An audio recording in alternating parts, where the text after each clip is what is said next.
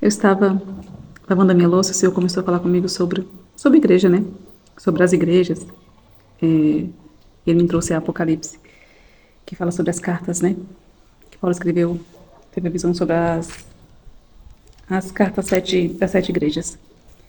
E é o que se vive, né? É o que se está nos dias de hoje. Muitas pessoas dizem ser santos, a rua da santidade, né? Quando, na verdade, estão sendo governados por espíritos, né, imundos, por demônios, mas não se dão conta disso, porque estão cegos, né, mas acreditam que estão fazendo o certo, porque há uma cegueira espiritual, há um véu que não lhes deixa enxergar a verdade. Então, eu não vou ler as cartas, depois você pode ler, está em Apocalipse 2, aí tem as 7 cartas, as igrejas. Eu vou só deixar um trechinho para você que diz assim, na primeira carta: você abandonou o seu primeiro amor. Lembre-se de onde caiu, arrependa-se e pratique as obras que praticava no princípio. Muitos abandonaram, né? Muitos deixaram se levar pelo brilho, pelo palco, pelas luzes brilhantes, né? Deixaram se levar pelas aparências e foi substituindo a presença de Deus, né? Por outras coisas, por ídolos, né? Que foram levantando altares em seus corações, altares, né? Para o mal, né? Para demônios, Mas muitos fazem isso sem se notar, porque vai vindo um enredamento, né? Como é que se diz? Vem devagarzinho e vai penetrando, vai entrando dentro das igrejas, né? Aí aqui na segunda carta também diz assim: conheça a blasfêmia dos que se dizem judeus, mas não são, sendo antes sinagoga de Satanás. Então, muitas igrejas acham que estão servindo a Deus, quando na verdade há muito engano, muita mentira. E aqui na terceira carta diz: no entanto, tenho contra você algumas coisas. Você tem aí pessoas que se apegam aos ensinos de Balaão, que ensinou Balaque a armar ciladas contra os israelitas, introduzindo-os a comer alimentos sacrificados a ídolos e a participar da imoralidade sexual.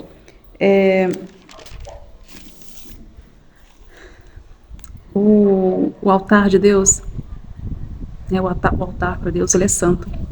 O Senhor não divide a sua glória com ninguém.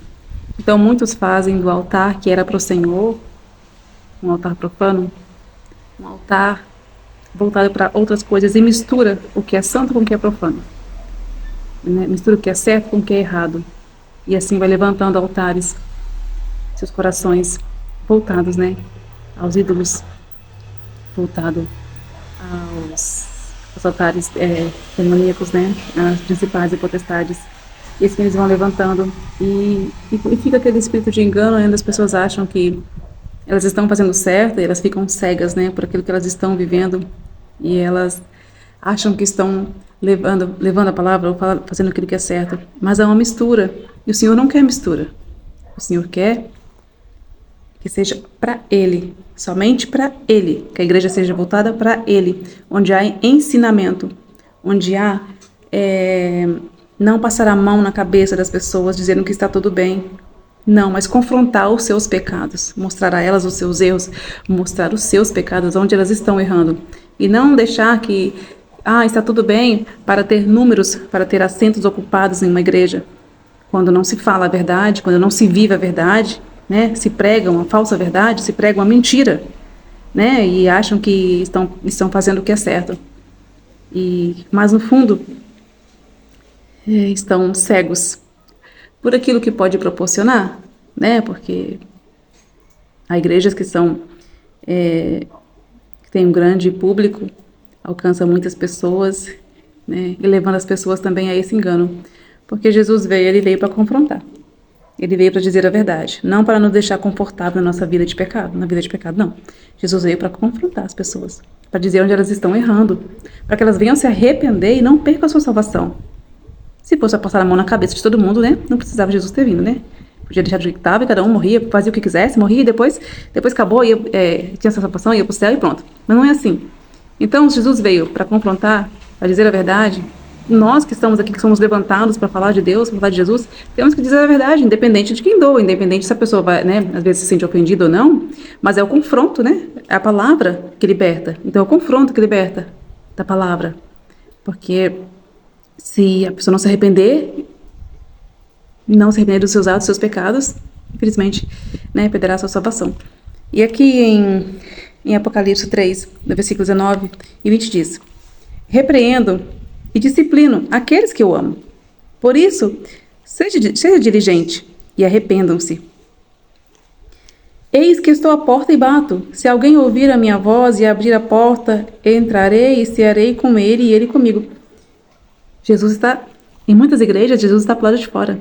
Jesus está na porta, Jesus está à porta. Jesus não está dentro. Não está. Mas muitos acham que estão. Muitos acham que estão fazendo, né, o que é certo, mas se deram conta das vidas que desviaram, das pessoas, né, que corromperam, deixaram-se levar pelo brilho, deixaram-se levar pelo comodismo de não confrontar as pessoas para que elas não saiam da igreja, para que não diminua, né, a quantidade de membros, o valor do dízimo, para que não diminua, né, para que não deixe de ter aquilo que é confortável.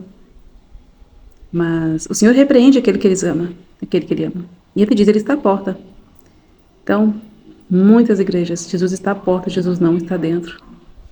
Não está tendo comunhão com o Senhor. Levantou altares. E mais uma vez, estão juntando o santo, né, com o profano. E Jesus não habita em lugar sujo. O Espírito Santo não habita em lugar sujo. O Espírito Santo...